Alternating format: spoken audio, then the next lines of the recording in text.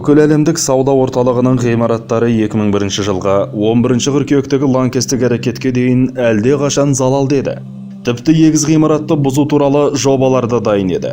Бірақ Ларри Сильверстайн есімді кәсіпкер пайда болып, оны сатып алуға ниеттенеді. Ларри Сильверстайн америкалық кәсіпкер, миллиардер, Сильверстайн Properties компаниясының басшысы. 1931 жылы 30 мамырда Бруклиндегі еврей отбасында дүниеге келген. Бірақ Ларри ғимараттың толық құнын өтей алмайтын болғандықтан, 2001 жылдың 23 шілде күні ғимаратты құны 30 миллиондық келісім шарт жасап, 99 жылға жалға алады. Сол сәтте Сильверстайн егіз ғимаратты бірден 3,5 миллиард долларға сақтандырып қояды. Бір қызығы, сақтандыру келісім шартында лаңкестік шабуыл жағдайы да қарастырылған. 2001 жылы 11 қыркүйектегі лаңкестік шабуылдан Ларри де, оның қызы да зардап шеккен жоқ. Ларри күнде бүкіл әлемдік сауда орталығының бірінші ғимаратында таңғы ас ішуді ұнататын. Ал оның қызы сол жерде жұмыс істейтін. Бірақ ол екеуі де дәл сол күні ғимаратқа келмейді. Нәтижесінде алқабилер соты бүкіл әлемдік сауда орталығының ғимараттарына жасалған лаңкестік шабуылды екі бөлек сақтандыру жағдайымен шешеді. Яғни, екі ұшақтың келіп соғылуы екі лаңкестік іс деп есептеледі. Осылайша ол 4,65 миллиард доллар сақтандыру жүйесінен 3,4 миллиард доллар Liberty Bond қорынан ақша өндіріп алады. Барлығы 8,5 миллиард доллар табыс табады. Бүгінде оның есімі лаңкестік шабуыл оқиғасымен қатар тіркесіп жүреді, және қалың бұқараның қарғысына жиі ұшырайды. Әрі қарай не болғаны бәрімізге белгілі. Ұшақ келіп ғимаратқа соғылды.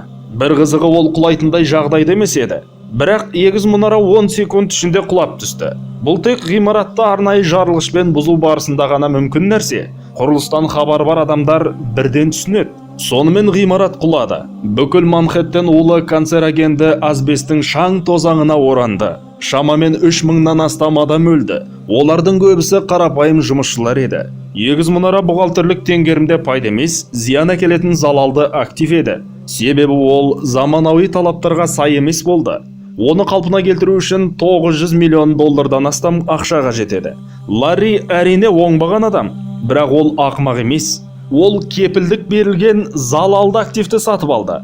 Бұл жерде оңбаған жалғыз Ларри демес, оған оны сатқан адамдар да оңбағандар. Бірақ Ларри ғана барлық соққыны өзіне қабылдады. Неге? Себебі ол жақ ашпағаны үшін қолмақты табыс тапты. Бір оқпен екі қоян ату деген осы емес пе? Манхэттеннің дәл ортасындағы алып ғимараттарды бұзу өте қауіпті саналды. Алайда бүкіл жаланы ислам дініне жауып, оның әлемге өктемдігін азайтқысы келді. Әрі ғимараттарды бұзды, әрі таяу шығысқа қарсы соғыс ашты. Жаңа әлемдік тәртіп үшін таяу шығыстың саяси тұрақсыздығы өте маңызды еді. Терроризмге қарсы соғыс бұл жаңа әлемдік тәртіптің алдамшы иллюзиясы ғана. And we are here to say to all those serving in the Army and the Marines and the Air Force and the Navy that you have the absolute right to refuse to take part in these criminal wars, and that's a right that all of you should exercise. You have no reason to go put your life on the line and kill and die for profit. We've been to Iraq, we've been to Afghanistan, and we know what these wars are really about. And we joined the military for many reasons. Because we need a college education, because we need a job, because we need health care. And then we joined the military, and they tell us that our enemies are poor people in caves in Afghanistan, or poor people in the deserts of Iraq. But we've been to those countries, and we know that our enemies are not other poor people abroad. Our enemies are the people that laid us off from our jobs, that denied us health care, that make it impossible to get an education. Our enemies are not in the poorest countries on the planet, but right here in the richest one. Now these wars, the occupations of Iraq and Afghanistan alone are costing over $700 million every single day.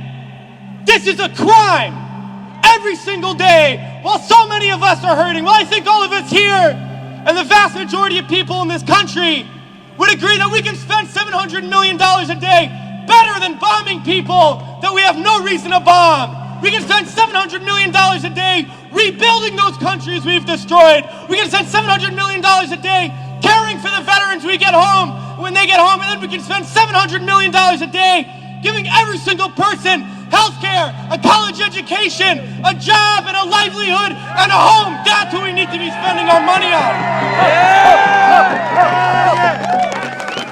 But this government is not going to do that. They're not going to use the money in that way. They're not going to end the wars. And they're not going to do it because it's not our government. It's their government. It's a government of the rich. It's a government of Wall Street, of the oil giants, of the defense contractors. It's their government, and the only language that they understand is shutting down business as usual. And that's what we're doing here today, and we're going to continue to do until these wars are over.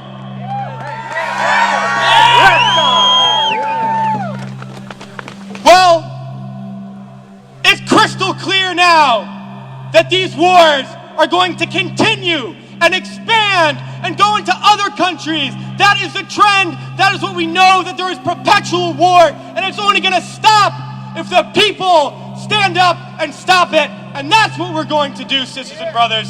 11 қыркүйек оқиғасынан соң сіз Ник Рокфеллермен сөйлестіңіз бе? Жоқ.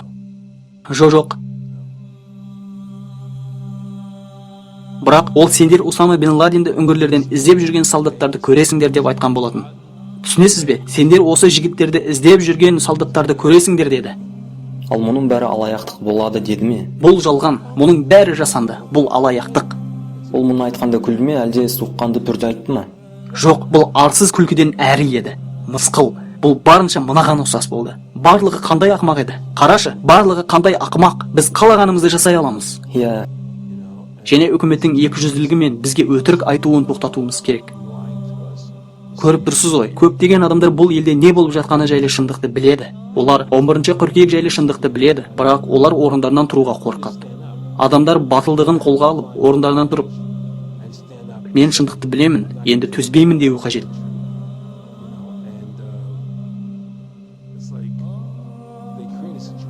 Қазір сіз шындықты айтсаңыз, сізді ақымақ көрсетуге тырысатын жағдай қалыптасқан.